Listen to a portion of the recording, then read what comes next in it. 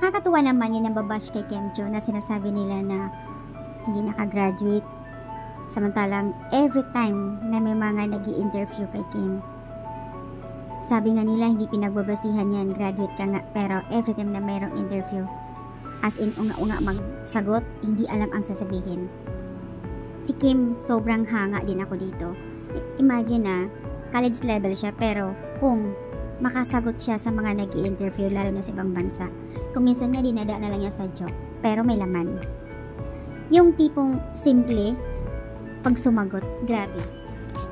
Sabi nga nila, dati, yung parang sinasabi nila na kakaiba ang graduate o hindi. Maraming nakagraduate na pagdating sa interview, hindi sila sumasagot ng dire-diretso. Tingnan nyo naman si Kim, grabe.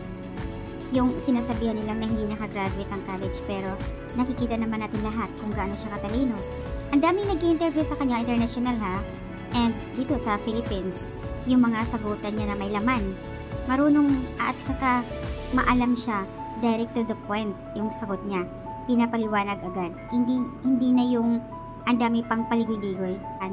Hindi siya yung tulad ng iba na dinadaan pa sa English, paligoy-ligoy, masasabi mo lang na smart, pero ang totoo wala naman laman ng mga sinasabi. Saka napaka-consistent ni Kim, the way siya sumagot. Kaya yung iba na sinasabing, ano ko po? Sabi dito sa mga nagko-comment, dati binabash ko si Kim, pero naliwanagan ako ngayon. Sa tuwing may interview sa kanya, nakikita ko kung paano siya sumagot. I love Kim so much, the way siya maka-answer sa mga questions. Napakatalino niya. And when it comes to a serious topic kahit hindi tapos sa pag-aaral, napakatalino niya.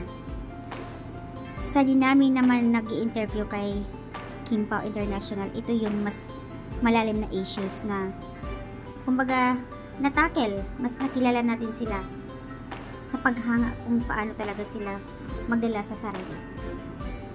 Very intelligent, agree ako doon na sinasabi ng ibang mga tao na dapat tulungan, di dapat maghilahan pababa. Yung bang minsan tayong mga babae magko-comment, kumbaga hindi maganda sa kapwa nating babae, gaya ng ginagawa ng mga bashers. Masyadong judgmental, ginajudge ka ganyan pagkatao ni Kim, na hindi nila alam kung anong merong utak. Sa madaling salita, yung pinagkukumpara nila na graduate na hindi, sabi ko nga maraming nakagraduate na pagdating sa interview, unga-unga. Diba?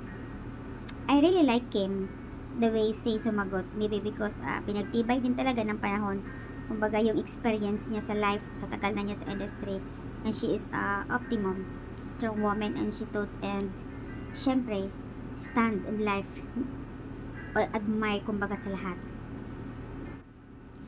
In fairness naman din kay Pao, the more you indulge with his thoughts and the way he expresses yung mind niya, it's a very mesmerizing, smart, kumbaga parang kasyang tao, respectful, very open-minded. He's not just a pretty face. Si Kim, dati na niyang full of wisdom, pero ngayon iba yung emotional intelligence niya na mas malawak pa yung maturity.